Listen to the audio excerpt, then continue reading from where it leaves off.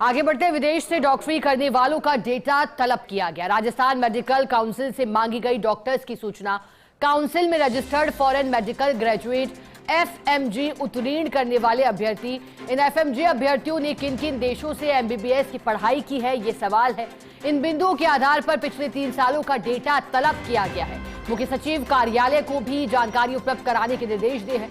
निर्देशों की पालना में काउंसिल में तैयार की जा रही है बिंदुवार सूचनाएं।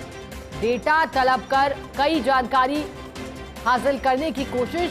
बिंदुवार सूचना भी इसी कड़ी में विदेश से डॉक्टरी करने वालों का अब डेटा तलब किया गया है। राजस्थान मेडिकल काउंसिल से मांगी गई डॉक्टर्स की सूचना, इन डॉक्टर्स का डेटा मांगा गया है।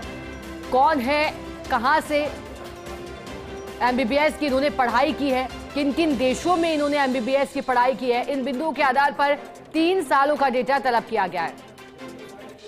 अधिक जानकारी देने के लिए एसोसिएट एडिटर विकास शर्मा हमारे साथ जुड़ गए हैं। विकास, बड़ी जानकारी यह है और एक बड़ा पहलू कि विदेश से डॉक्टरी करने वालों का डेटा तलब किया गया है। जानकारी कुछ देनी होगी, लेकिन विकास, इसके पीछे की बड़ी वजह आप क्या देख पा रहे हैं? क्यों 3 सालों का डेटा मांगा गया? क्या कुछ बड़ा प्लानिंग यहाँ हो रही है?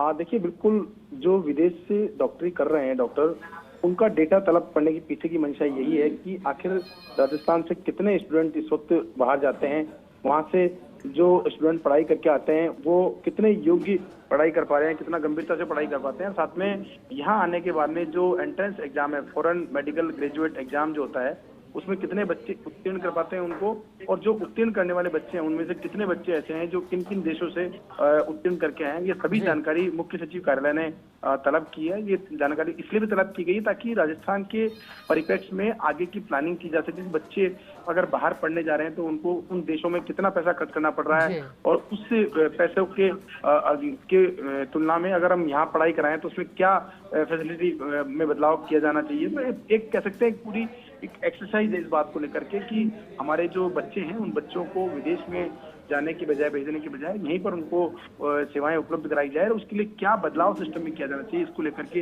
ये कवायद की जा रही है। साथ में फॉरेन मेडिकल ग्रेजुएट जो बच्चे आते हैं वो एग्जाम पास कर पाते हैं, नहीं कर पाते हैं, जो कर पाते हैं उनकी क्या स्थिति है, वो कहाँ सेवाएं दे रहे हैं। तो इन सभी चीजों को, इन सभी पहलुओं को जानने के लिए मुख्य सचिव कार्यालय से ये पूरी जानकारी तलब की गई है। जी ठीक है, मतलब विकास, बिल्कुल जैसा कि आपने बताया कि इसके पीछे एक गहन रूप से अध्ययन किया जा रहा है कि आखिर क्यों इस तरह की जरूरत पड़ी। बहुत शुक्रिया विकास, आपका साथ जुड़ने के लिए, पूरी जानकारी के लिए।